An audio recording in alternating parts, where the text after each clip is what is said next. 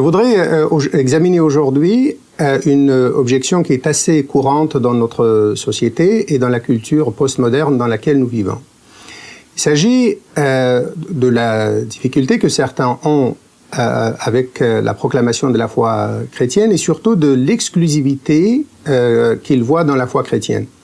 Ils accepteraient à la rigueur que le message chrétien ou la religion chrétienne, si l'on veut parler de religion, ou la foi chrétienne soit proposée comme une foi parmi d'autres et qu'on laisse le choix à nos contemporains et qu'on soit ouvert un petit peu à toutes les religions, mais l'idée d'une exclusivité de dire que c'est la foi chrétienne qui est le seul chemin à Dieu ou le seul moyen par lequel on puisse être sauvé n'est pas du goût d'un grand nombre de nos contemporains.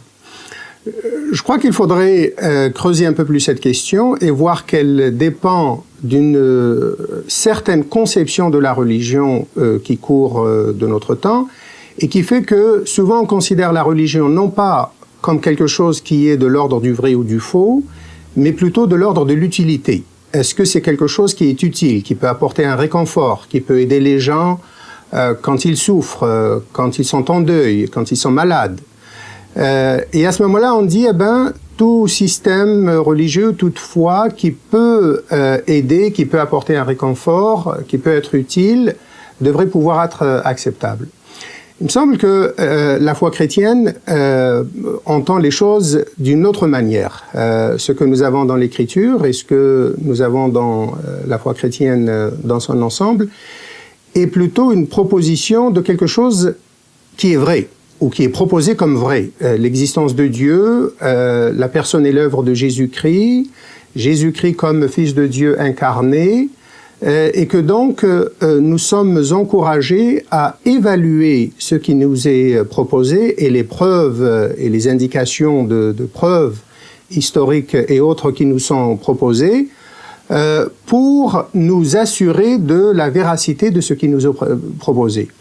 Le caractère exclusif, nous le retrouvons dans la bouche de Jésus, qui a dit « Je suis le chemin, la vérité et la vie », et nous le retrouvons dans l'Église primitive. Les tout premiers disciples de Jésus ont proclamé qu'il n'y avait de salut en aucun autre, parce que aucun autre nom, c'est-à-dire aucune autre personne et aucun autre message n'a été donné par Dieu, par le moyen duquel nous puissions être sauvés. Et donc aujourd'hui, je crois, sans prétention, ce n'est pas un message qui nous appartient, nous ne l'avons pas créé, mais sans